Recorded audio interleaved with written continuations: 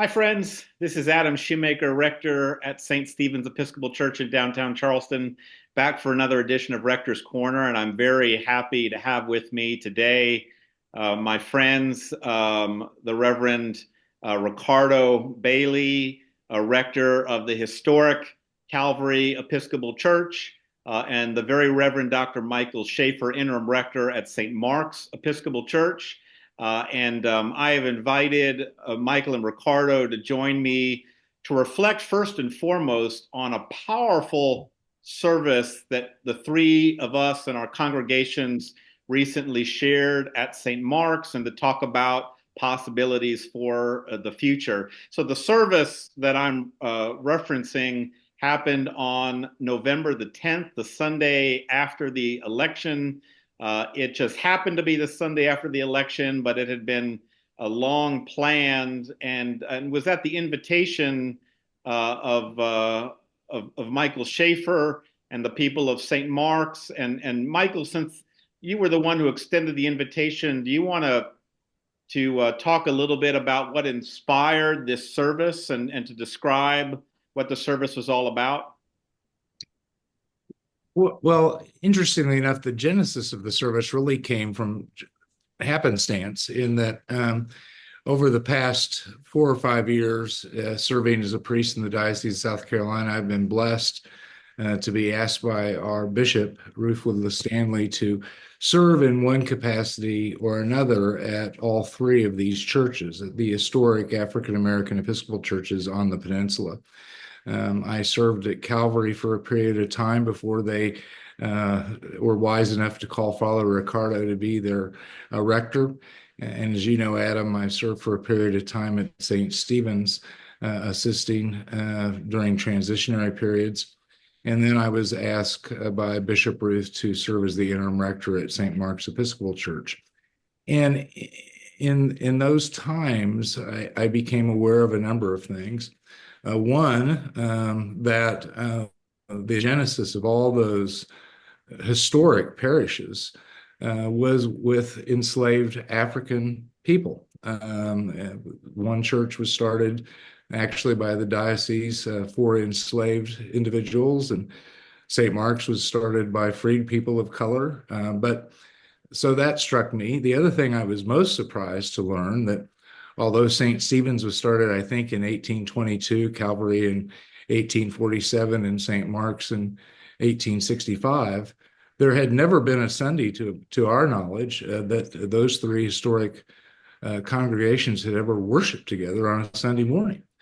So that started me thinking about it was time that these three congregations, who have much in common, regardless of the differences they have in their historical founding, got together, because I think it's important for people to get out of their silos, so to speak, and realize there are people out in the world in other parishes that have the same wants, desires, and missions in Christ that they do. So it just seemed logical to me that we would get together and maybe worship in a liturgy of lament and repentance, as St. Stephen's and St. Mark's now has a large white congregation, to bring all folks together and lament our involvement in the Episcopal Church historically in the transatlantic slave trade,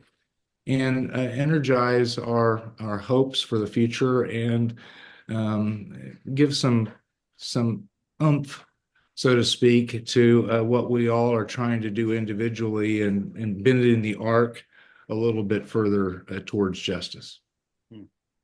Well, and Michael, I couldn't have imagined a more powerful opportunity to worship together, to acknowledge what we were acknowledging, when we were acknowledging it. Right after the election, the church was absolutely packed, with folks not only from our three congregations, but from our wider diocese and even beyond that.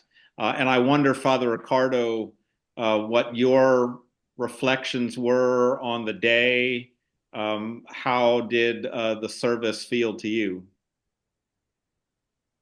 Well, thank you, Adam. I think for me, the service was long overdue, as I think we all can agree about that, as well as many others who have viewed this particular recording will also agree. I applaud the vision of Father Michael, who, unlike you and I, have a very keen pastoral, I believe, understanding of all three congregations, and that really does, I think, help to inform as well as help to bring a sense of purpose to what these to what this celebration really was all about. For me, and some people may know I'm a former Roman Catholic priest.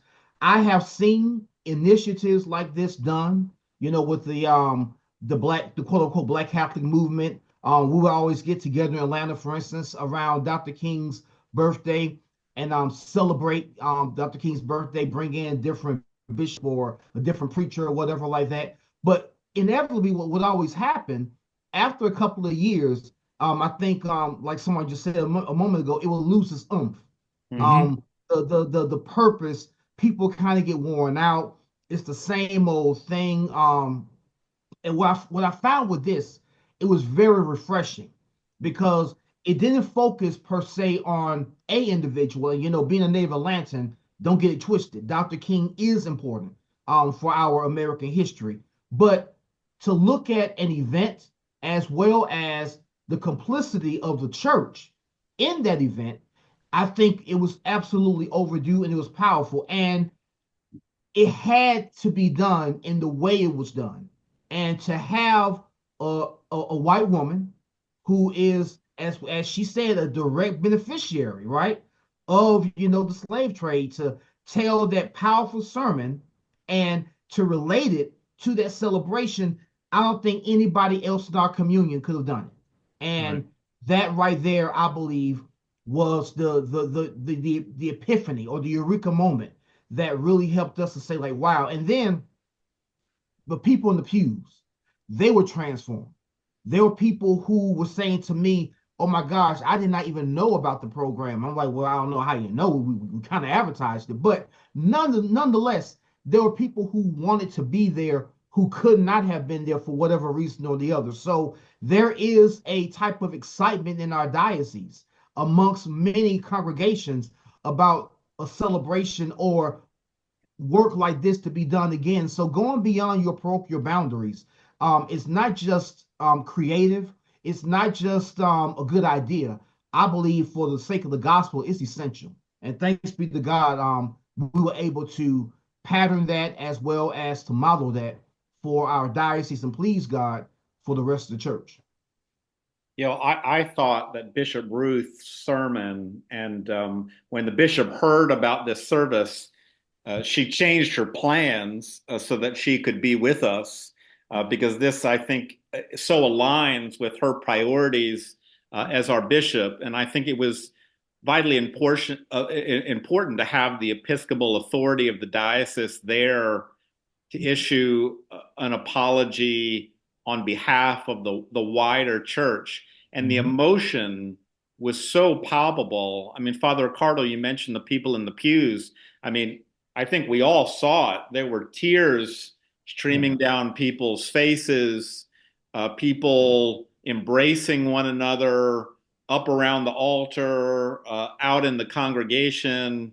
It was a moment of real transformation, not just for this day, but as you say, hopefully for the days to come as well. Let And me, let, for me, I'm sorry, Michael, forgive me. For me, even though there'll be people who would disagree with me about that, and you can contact me by way of email, phone call, and we could talk. But that for me was a form of reparations. Mm. It really was. You well, that's a know, powerful thing. That's a powerful thing to hear, Ricardo. because I because feel blessed. you know, there are financial constructs, there are, of course, social constructs that have to be reconciled and be done and can be done, right? But to have somebody, as I like to say, who wears a hat and carries a stick in our church, to actually say, I'm sorry. right? Not to say that, y'all need to get over it or whatever like that. In the skin that I'm in, that spoke volumes, and it was long overdue. I was going to say too that I think what we couldn't have anticipated, um, that was so moving about that whole experience, was the authenticity of the experience. Mhm. Not just the authenticity of our bishop's words, but even though the three of us know all these folk in our parishes, um, the authenticity of the lament, of the pain, that was shared, of the um, apologies that were exchanged, that I've heard stories about, was so powerful. And the other thing I couldn't have anticipated, and you alluded to this, Adam, uh, it was not just Episcopalians at that service. There were AME folk, there were Roman Catholic folk, there were Baptists, there were people from Circular. And of course, we were so blessed to have Dr. Bernard Powers give a reflection. But I'm very proud of the fact that these three historic African American Episcopal congregations took the lead in striking a chord, I think, that many people in the Charleston area, maybe South Carolina, maybe throughout the world, are feeling right now. And our work is not done, but it was a great beginning. Absolutely. Absolutely. And it gave me a great deal of hope Mm. for what could come. And I felt like people were walking into that church on that particular Sunday, or at least a lot of the people who walked through that church were in need of some hope, right? After the results of the election, which were certainly alluded to during that day. I think it's important that we build community in this moment, and that leads me to my next question about what your hopes might be for what comes from this service moving forward, and during the service, for those who were there, you'll know that we took up an offering to help pay for the restoration of the grave of Thaddeus Saltus, the Reverend Thaddeus Saltus, the first ordained African American priest in our diocese, who was ordained at St. Mark's. And I think that right there leads to a first possibility. Michael, do you want to say a word about that?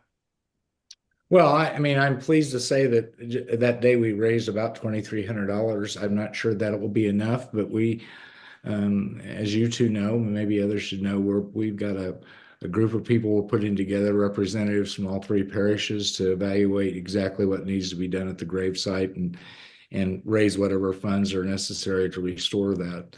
I think certainly when that happens, and I'm hopeful that it'll happen in the first quarter of the year, that would be another opportunity for our three parishes to get together and celebrate that work and bring attention to Reverend Saltus's gravesite and his historic importance, not only to our parishes and the Episcopal Church, but really to the Charleston as a whole. So, I mean, certainly that's something we're going to do. And I think we should speak to this. I mean, we're working on a pilgrimage right now that will be sponsored primarily by the three churches, Calvary, St. Stephen's, and St. Mark's, and also in conjunction with the Racial Justice and Reconciliation Commission in the Episcopal Church of South Carolina, a pilgrimage to participate in the 60th anniversary of Bloody Sunday and the Bridge Walk, the Edmund Pettus Bridge, on March 9th. And again, this is a continuing arc of our three churches trying to lead the way. it's funny as I said that right now, Ricardo, I don't mean to call you out, but you might want to speak to this. I remember towards the end of the service, it was either someone who was there or maybe even a reporter that raised the question of, well, why are the black churches the ones that are, leading the way on this? And I remember Ricardo said, and I thought quite rightly, well, we weren't the ones doing it. We were the ones having it done to us, but nobody else is leading. So we're going to do it. And I think what we found out is there's a hunger for this. So the three of us and our three churches and congregations, I think, are empowered to continue doing the types of things that I just spoke about and others. You want to say a little bit more about that, Father Ricardo? What do you think is possible coming out of the service we had together on November 10th? The potential of possibility for me is that as I look at the three of us on the call, the three of us have something in common. That's not just our priesthood. It's that we are not native residents of South Carolina. We are clergy who have been called here, and it is a sense that we see potential of what could actually, bring action to the forefront.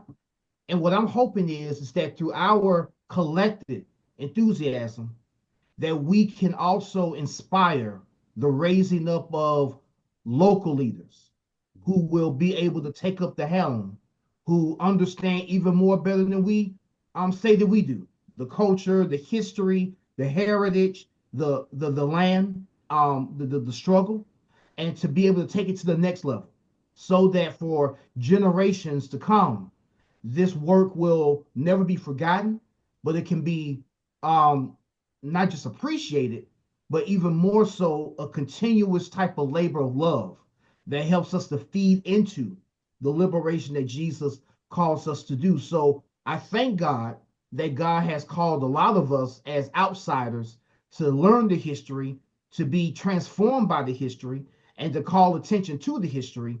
Now I feel that it is our job through our work to plant the seeds so that others will come after us, that is, and join in solidarity to do this work. And I think that's absolutely very important.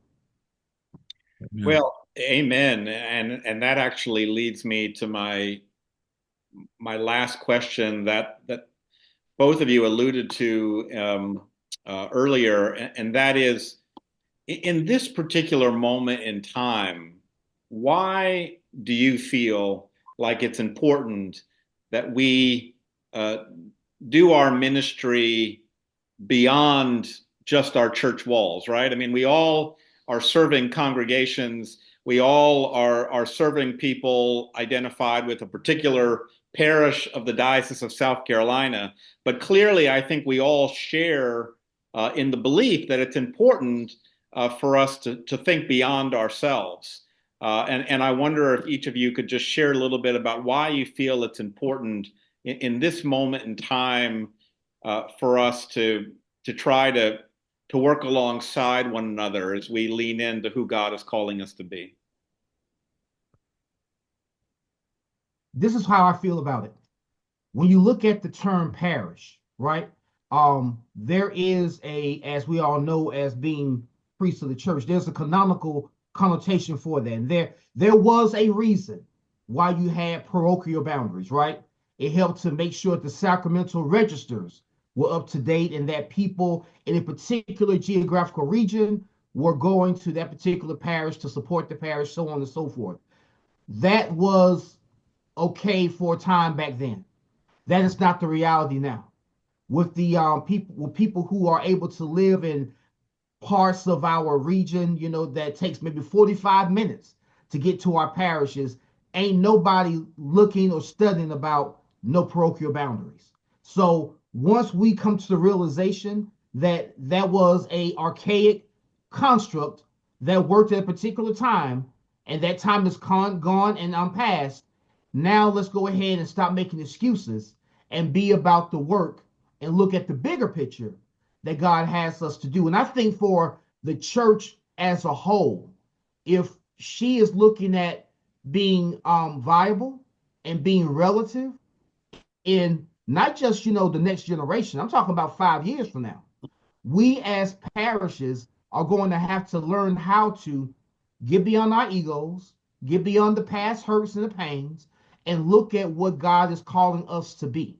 And understand that the past is the past, and you have to learn from it. The past informs you, and it also forms you. But you cannot move ahead in fear. We are, as Michael loves to say a lot of times, we are Easter people. And what did Jesus say on Resurrection Sunday? Do not be afraid. It is incompatible with us as Christians to move in fear, to transmit fear, and to relish ourselves in fear. And for those who want to go ahead and continue that narrative, we need to go ahead and pray that God will illuminate their eyes to see and understand that this is God's work. We are trying to live out the call of Easter Sunday and to move as Paul, as we all know in scripture, had to go back and tell those, guys, like, I met Jesus. And when he said, go and teach all nations, it's not just for the nations to come to Jerusalem. Get your behind out down the streets, hit the roads, get on the boat, right? And go and preach. That's what we got to be about. And if we're not going to be about that, then shame on us. And then whatever comes, it is what it is.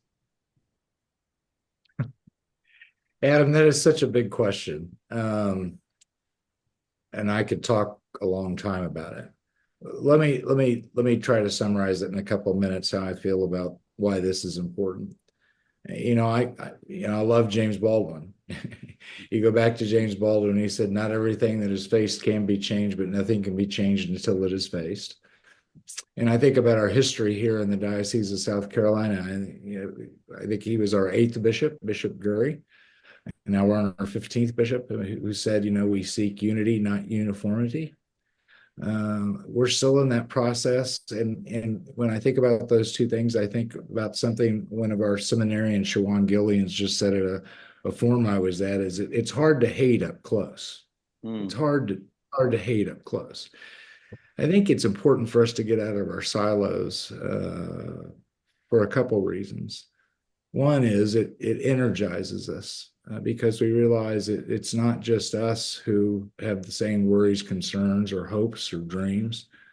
The second thing is when you're sitting, and I love the people in our parish, and I love the people in your parishes because I'm close to them. But you sit next to those people every day, every Sunday. I mean, you're likely not to have exactly the same conversations as you would with those who you don't sit with all the time. And let me give you and I don't think I'm telling a story out of school, but it was a moving story.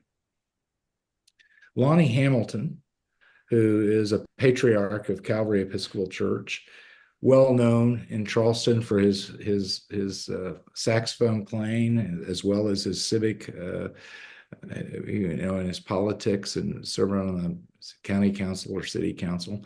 And I think Lonnie's 98 years old now.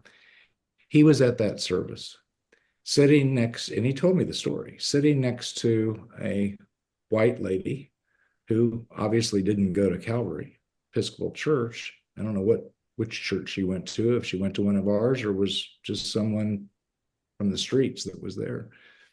And in the middle of that service, she broke down and started crying. She's sitting right next to Lonnie.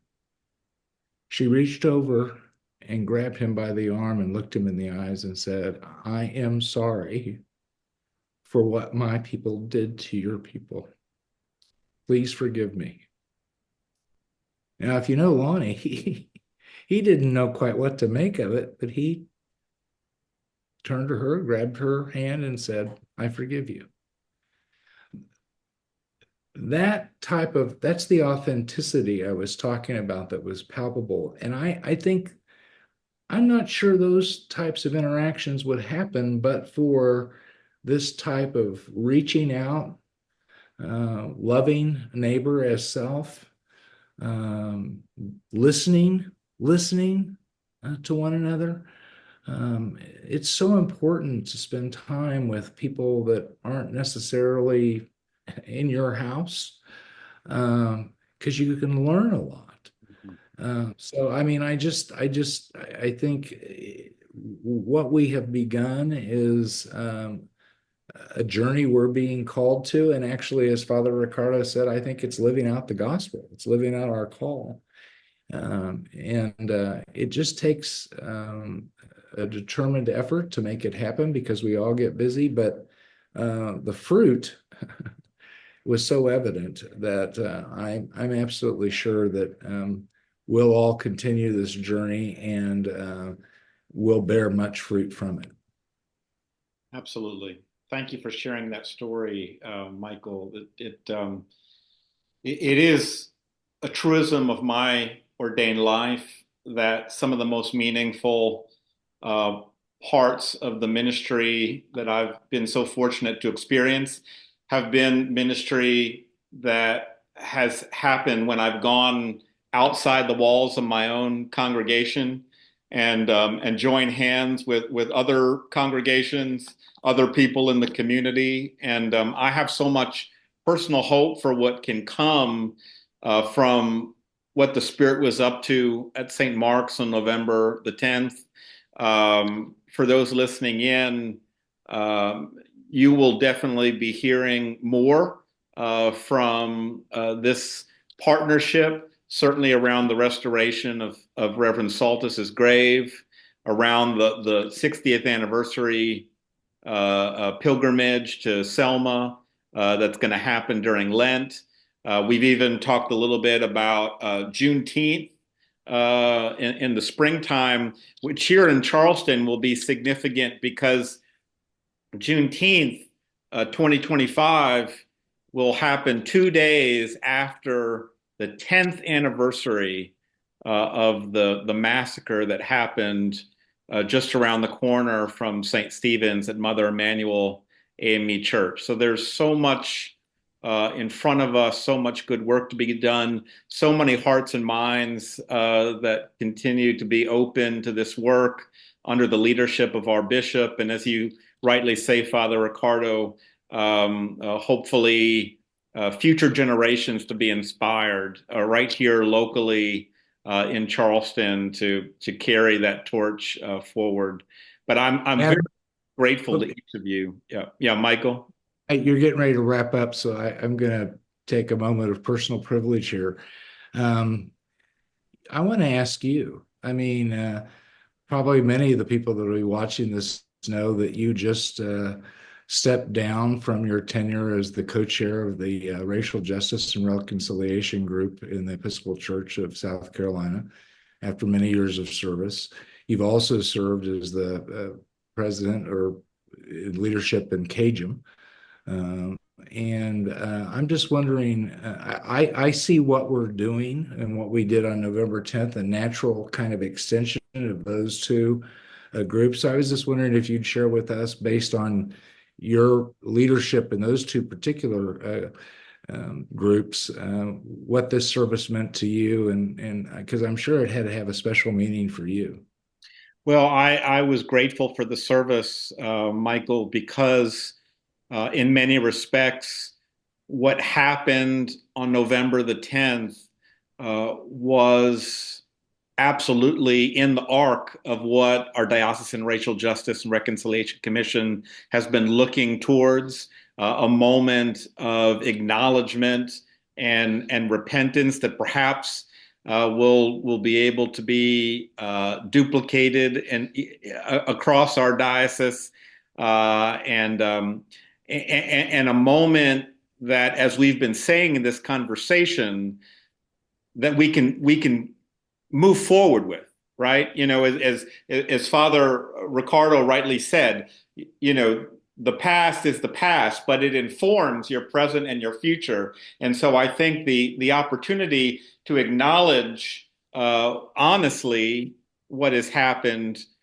can liberate us to move forward to do further work for justice and equity in the present and future, which I think is exactly what our Racial Justice Commission has been all about. And for those listening in, you know, there is a page off of our diocesan webpage that highlights the work of the Racial Justice Commission. Just go visit the Episcopal Diocese of South Carolina's website for more information.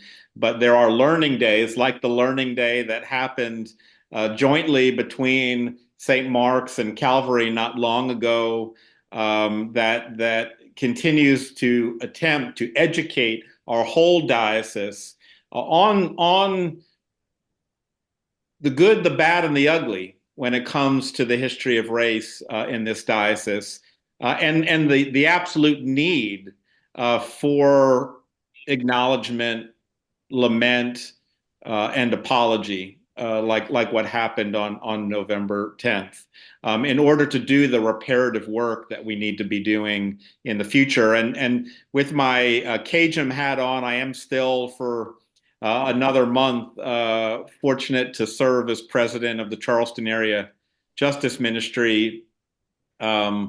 That within the Charleston area, I think is a wonderful way, and I know all our congregations are actively involved in it, to do equity and justice work in the here and now, but also to join hands with the diverse spectrum of people of faith and goodwill in our area, for the sake of the common good, that I would heartily recommend to anybody listening in to this conversation. So it's been very meaningful. Great. Well, and let me mention too, I'm hopeful if anybody's watching this and want to know what we're so excited about. Although the service wasn't live streamed, it was the November 10th service was videotaped, and it's in different sections, and there's someone in the process of trying to put that together now, and hopefully that'll be put together by the end of this year, before the beginning of 2025. And when that happens, I know that all three of our websites will have access to that through YouTube or whatever, however we facilitate it. But the service was preserved on videotape. We're just having a bit of trouble getting it put together, but it will happen. Well, and the bishop's address from our recent diocesan convention, which is on our diocesan YouTube channel and probably webpage, on the social media outlets as well, is effectively the sermon that Bishop Ruth preached at that service on November the 10th. That certainly is already out there, but we'll look forward to the video footage that St. Mark's is putting together. Thank you both for making the time. Thank you both for being colleagues. Thank you both for your work and your commitment to the common good and to justice and equity here in the Low Country. Appreciate you both. Look forward to more. Appreciate those who've taken the time to listen to this conversation. I'll be back next month for another edition of Rector's Corner. In the meantime, friends, you stay safe and well, and you keep the faith. Take care. Bye-bye, everybody. Love you guys.